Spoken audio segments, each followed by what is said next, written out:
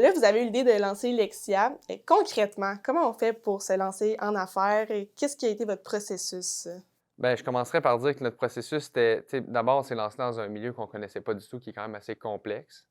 Fait que l'idée, c'était de comprendre qui fait quoi dans le milieu. Fait que, on a rencontré pratiquement tout le monde, là, maisons d'édition, distributeurs, renombrés, les libraires, tout le monde, les coops aussi, pour savoir, ben, qu'est-ce qu'ils font, où est-ce qu'on pourrait se placer dans ce milieu-là, puis de comprendre aussi tu sais, les relations entre chacun là, qui sont vraiment importantes. Tu sais, c'est un milieu qui est régi selon des lois, fait que c'est important de comprendre, tu sais, ça on l'a appris après, là, mais c'était important de comprendre comment ça fonctionnait, tu sais, les droits d'auteur, tous ces trucs-là.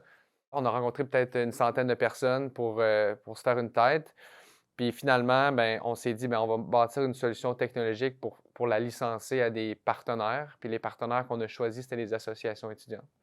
Fait que la CADEL de l'Université Laval, la IETS de l'ETS, puis la GCAL de l'UQAR, c'est comme les membres fondateurs, je dirais, ben, les partenaires fondateurs de Lexia. Fait que c'est eux qui ont embarqué dans le projet, qui ont financé le projet, une partie du projet en fait, avant même qu'on l'ait développé. Fait qu'ils ont vraiment cru au projet.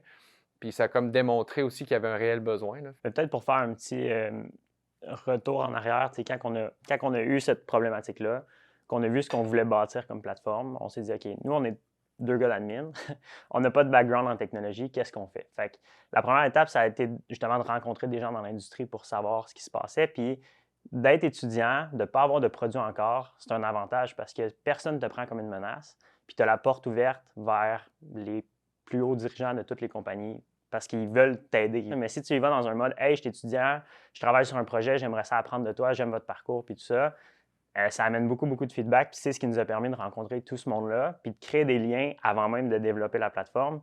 Puis ce qu'on ne savait pas à ce moment-là, c'est qu'il y a beaucoup de gens qui étaient soit de la compétition ou des gens avec qui on allait avoir des relations un peu plus complexes dans le futur, mais d'avoir créé un lien avant, ça l'a comme mis la base, puis maintenant, ben, ils nous connaissent, puis on a comme pu bâtir là-dessus, même si on n'avait pas de produit.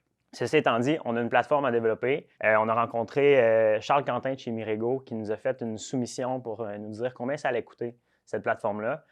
Puis le chiffre qu'il avait mis en bas du tableau, il nous avait demandé toutes nos fonctionnalités qu'on voulait faire, puis le chiffre qu'il avait mis en bas du tableau, c'était 260 000. Fait que si on voulait faire ça par Mirego, c'était 260 000. Fait que nous, on s'est dit, bien, clairement, euh, on est deux étudiants, on n'a clairement pas ces fonds-là. Qu'est-ce qu'on fait? On n'est pas des devs, on ne sait pas coder. Fait qu'on on a commencé à explorer nos options, puis on a rencontré Spectrum Media, qui est une boîte de développement web à Québec, puis qui ont aussi un incubateur qui s'appelle Apollo 13, puis qui nous ont comme pris un peu sur leur aile. Puis la manière que Apollo 13 fonctionne, c'est de dire, ben, prouve-nous que tu as un marché, prouve-nous qu'il y a des gens qui sont intéressés à acheter ton produit, à payer pour ton produit. Puis après ça, on va embarquer puis on va faire le développement. Au lieu de faire ton produit puis essayer de faire des ventes après, de faire des ventes avant, puis après ça, on va bâtir le produit. Puis c'est là qu'on a rencontré tout le monde de l'industrie en se disant, ben, qui serait prêt, dans le fond, à payer pour cette plateforme-là? Puis on ne savait pas, là, honnêtement. Au début, on pensait que les coops seraient prêts à payer pour notre produit, puis ils nous détestaient déjà. Après ça, on s'est dit, les maisons d'édition vont être prêtes à payer. Ils nous détestaient parce qu'on parlait de l'usager. Puis finalement, on a rencontré les assos étudiantes qui ont dit, hey, on a des cotisations étudiantes à chaque année, on a un budget pour offrir des services. On essaie d'offrir ce service-là depuis des dizaines d'années, puis on n'est pas capable de le faire. Ben, à la hauteur de ce qu'ils À aimeraient. la hauteur de ce qu'ils aimeraient, puis ils n'ont pas le temps de s'en occuper, puis si l'exécutif change à chaque année. Donc, pourquoi vous ne le faites pas pour nous? Puis, on est prêt à payer pour ça. Fait que ce qu'on a fait, dans le fond, c'est qu'on s'est autofinancé avec ces partenaires-là.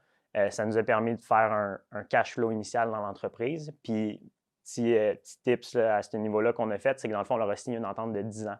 Fait qu'ils ont payé pour 10 ans upfront. Fait que nous, ça nous a fait un 75 000 qui est rentré dans l'entreprise pour nous financer avant même qu'on ait un produit.